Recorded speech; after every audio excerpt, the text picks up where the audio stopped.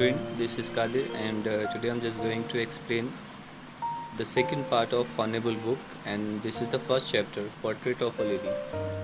So, as you know very well that I have explained its first part. Okay, अब मैं इसका second part शुरू कर रहा हूँ और फर्स्ट पार्ट भी काफ़ी अच्छी तरीके से हमने आपको एक्सप्लेन कर दिया था। खुशवंत सिंह जी के बारे में पूरा उनकी डिटेल बता रखी थी, पूरी बायोग्राफी मैंने आपको एक्सप्लेन कर दी थी उनकी, शॉर्ट जो था। ठीक है, अब हम थोड़ा यहाँ चलते हैं।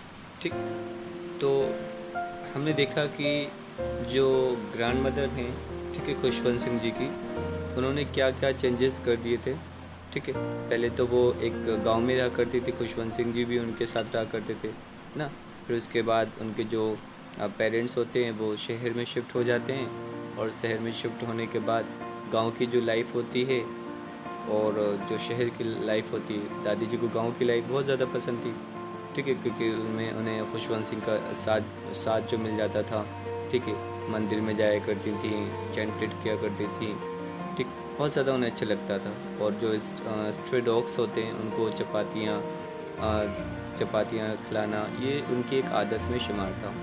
ठीक, उसके बाद अब क्या है, वो अपने एक सिटी हाउस में आ जाती है। सिटी हाउस जहाँ खुशवंत सिंह जी के पेरेंट्स शिफ्ट हो जाते हैं। तो वहाँ देखते हैं, as the years rolled by we saw less of each other. जैसे ही टाइम गुजरता गया, हम लोग ने एक दूसरे को देखना ही कम कर दिया, क्योंकि मिल ही नहीं पाते होंगे।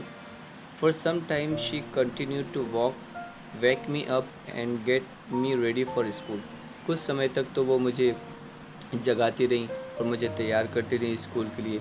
When I came back she would ask me, जब भी मैं स्कूल से वापस आता था तो वो मुझसे पूछा करती थी, what the teacher had taught you. ठीक है, टॉट मी, यानी कि वो पूछा करती थी, भाई अच्छा टीचर ने आपको क्या पढ़ाया, बताइए मुझे। I would tell her English words, मैं उनको इंग्लिश के कुछ वर्ड्स बताया करता था।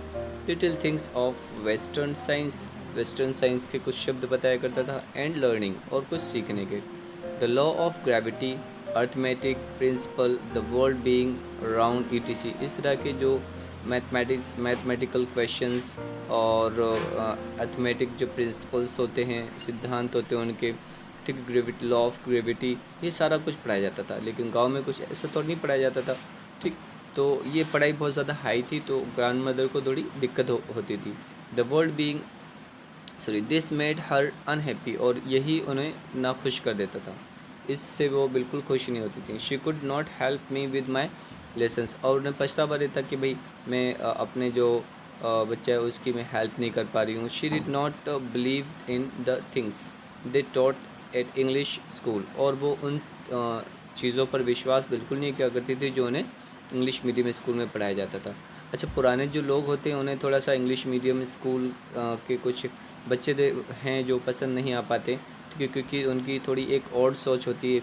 उन्हें लगता है कि बच्चे जैसे मंत्र पढ़ें, ठीक है, बच्चे आपका जैसे संस्कृत में जो अल्फ़ाबेट है उसको सीखें, भजन याद करें, ठीक है, और उनके तरीके से काम करें, तो उन्हें बहुत ज़्यादा अच्छा लगता था। ठीक, लेकिन आज का थोड़ा सा टाइम 22nd सेंचुरी में अब हम लोग आ रहे हैं।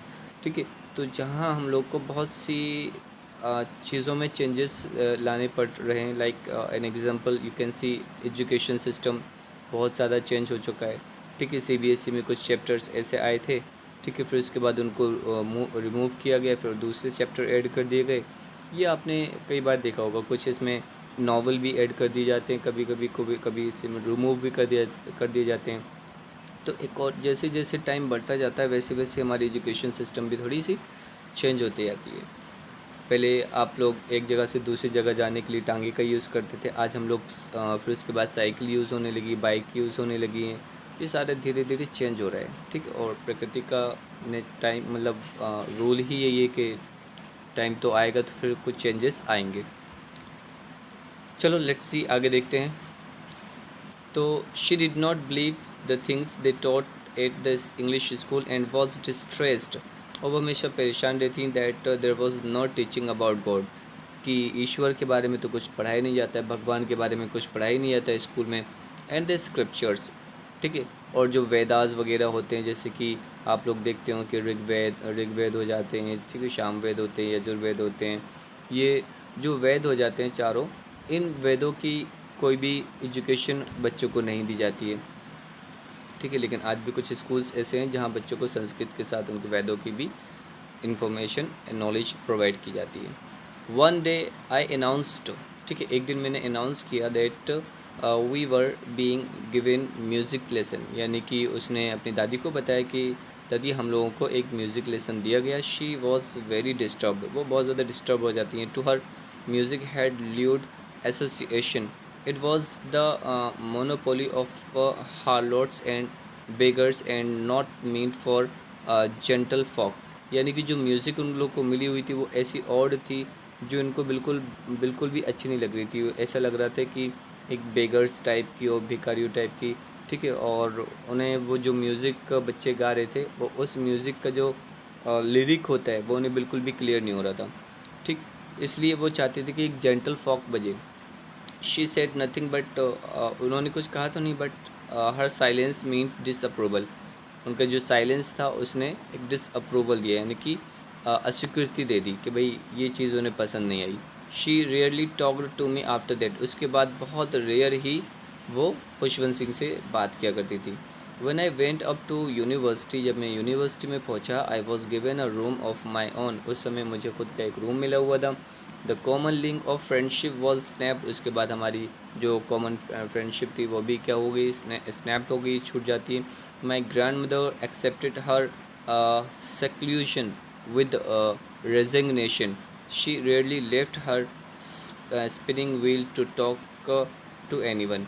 तो बहुत कम ही वो किसी से बात किया करती थी, व्हील पर बैठी रहती थी, ठीक है। फ्रॉम सनराइज़ टू सनसेट, जब तक जैसे सूरज निकलता था और सूरज निकलने से लेके सूरज डूबने तक वो क्या करती थी, वो सिर्फ और सिर्फ व्हील स्पिनिंग पर बैठी रहा करती थी। एक चीज़ और थोड़ा सा मैं आपको क्लियर कर दूं ताकि आप लोग को पता चलने लगे कि मैं पढ़ कहाँ रहा हूँ, ठीक। तो हम यहाँ पढ़ रहे हैं, ठीक है। और इसके बाद क्या करती थी, जैसे हम लोग अपने हाथ में तस्बीह या माला वगैरह ले लेते ना, उसके तस्बीहों को पढ़ते रहते, तो व्हील पर बैठे बैठे वो सिर्फ और सिर्फ भगवान के भजन किया करती थी। Only in the afternoon she relaxed for a while to feed the sparrow, और सिर्फ दोपहर को थोड़ा सा वो रेस्ट लिया करती थी, किस लिए, स्पैरो को खिलाने के लिए, दाना डालने के लिए। बहुत से बुज़ुर्ग लोग आपने देखे होंगे, बड़े लोग देखे होंगे, छोटे छोटे बच्चों को भी बड़ा शौक़ होता है कि वो क्या करते हैं, पक्षियों को खाना खिलाते हैं, मछलियों को मतलब दाना डाल देते हैं। तो ये एक बहुत अच्छा काम होता है जो ईश्वर बहुत ज़्यादा पसंद करता है, ठीक। इसी तरीके से जो ग्रैंड मदर हैं उनके हैबिट में ये, उनके जो दिनचर्या में एक ये हैबिट आ चुकी थी।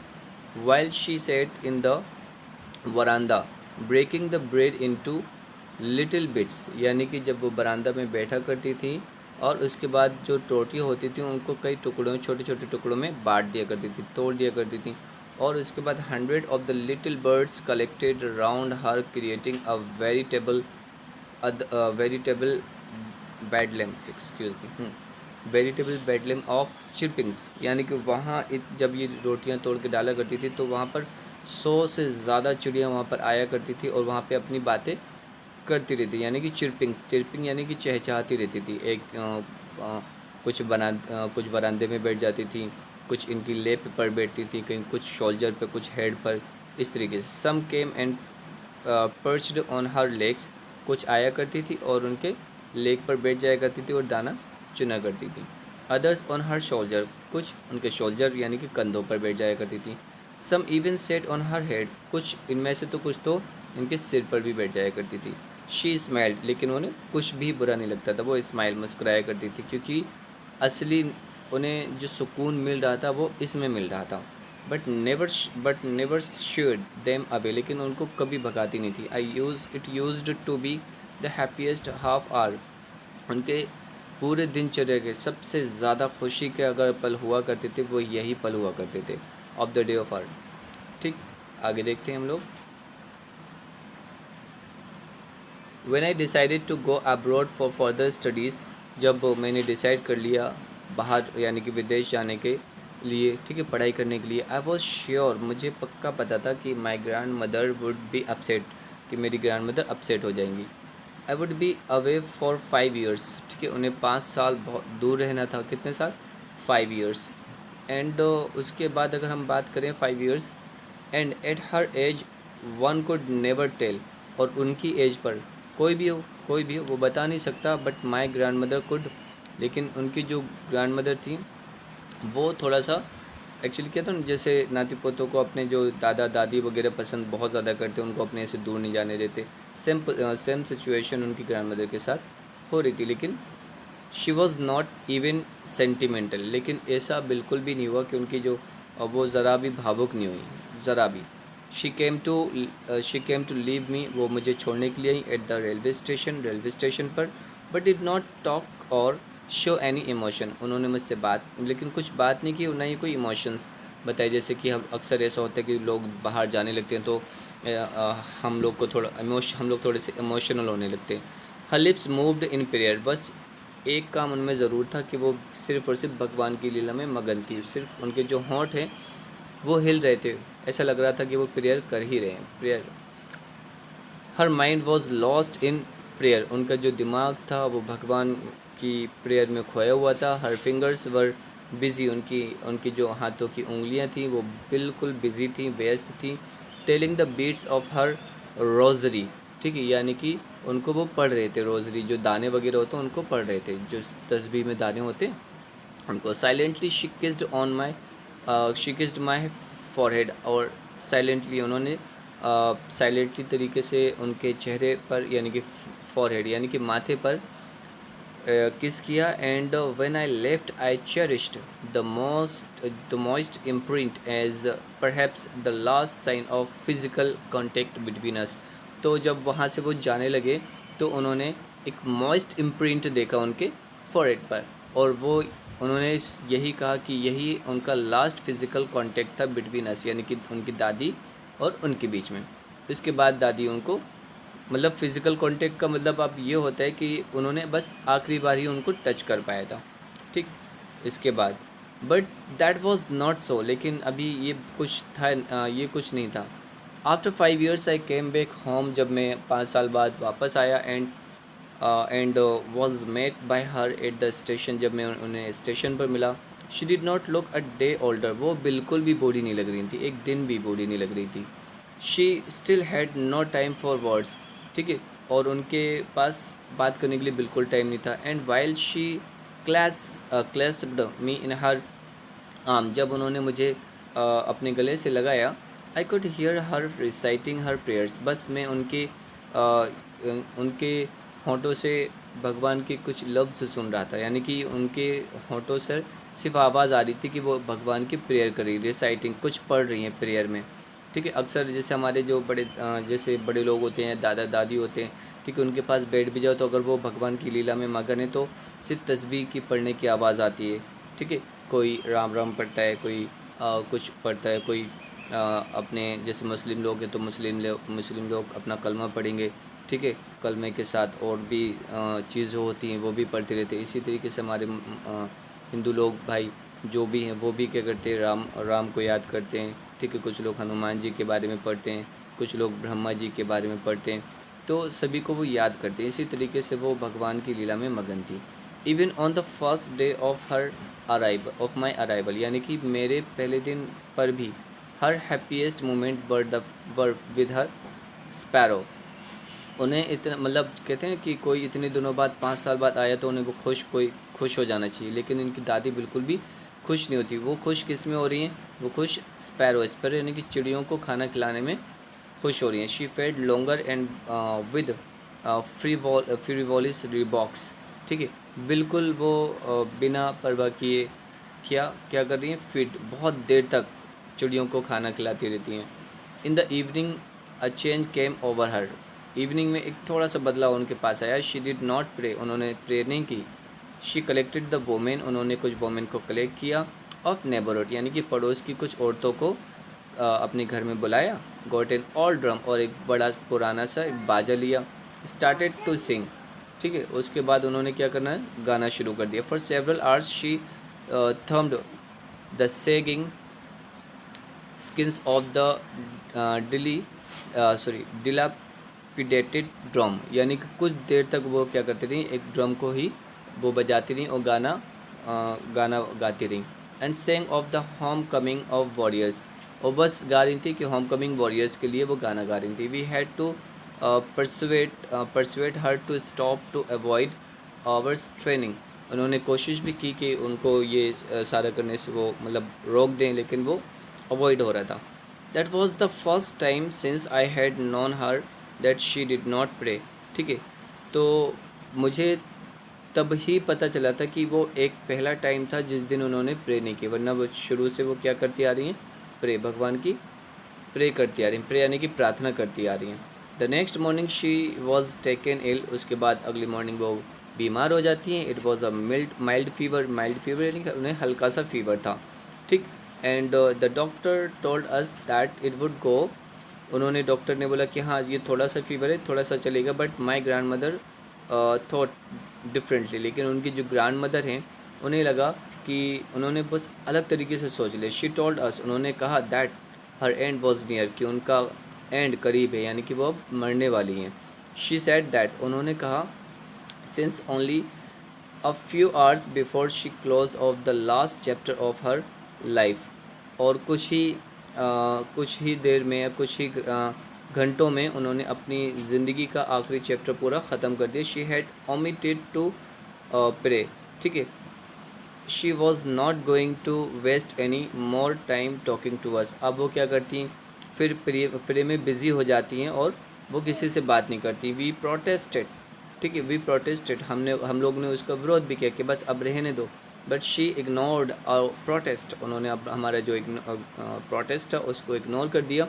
शी ले पीसफुली, वो शांत तरीके से लेटी हुई थी बेड पर, प्रेइंग, बस प्रेइंग कर रही थी, टेलिंग हर बीट्स, और अपनी बीट्स को पढ़ रही थी। Even before we could suspect, इससे पहले कि हम कुछ जान पाते, हर लिप्स स्टॉप्ड मूविंग, उनके जो होंठ थे वो चलना बिल्कुल बंद हो गए। And the rosary fell from her lifeless fingers, और उनके हाथों से जो तस्बीह होती है वो छूट कर गिर जाती है। A peaceful pallor spread on her face, एक शांति सी उनके चेहरे पर छा जाती है। एंड वी न्यू, और हमें पता था दैट शी वॉज डाइड, और अब वो मर चुकी हैं। We lifted her off the bed, उनके बाद उन्होंने उस बेड से उठाया।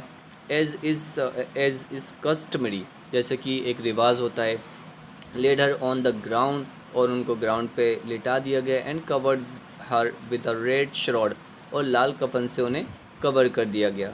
ठीक है, after a few hours of morning, यानी कि कुछ घंटों तक जो विलाप, रोना होता है, जब कोई ख़त्म हो जाता है तो बहुत से लोग रोते हैं, क्योंकि बहुत से लोगों के करीब कोई बंदा होता है या कोई बंदी होती है तो वो अपने इमोशंस को कंट्रोल नहीं कर पाते और रोना शुरू कर देते हैं। We left her alone to make arrangements, उसके बाद जो दादी माँ थी उनको अकेला छोड़ दिया गया, और बाकी उनके जो और अरेंजमेंट करने शुरू कर दिए फॉर हर फ्यूनरल, यानी कि उनके दह संस्कार के लिए। फ्यूनरल का मतलब होता है दह संस्कार। ठीक है, in the evening we went to her room, शाम में हम उनके कमरे में जाते हैं। With a crude stretcher to take her to be cremated, उसके बाद वो उनको क्रीमेटेड यानी कि दहन संस्कार के लिए शमशान घाट ले जाने के लिए वहाँ उनके कमरे में आते हैं। द सन वॉज सेटिंग, सूरज डूब रहा था। ठीक है, the sun was setting and had lit room and veranda with a blaze of golden light. ठीक है, तो क्या होता है, जो सूरज की जो रोशनी थी वो बरामदे में आ जाती है और एकदम लाइट, गोल्डन लाइट होने लगती है।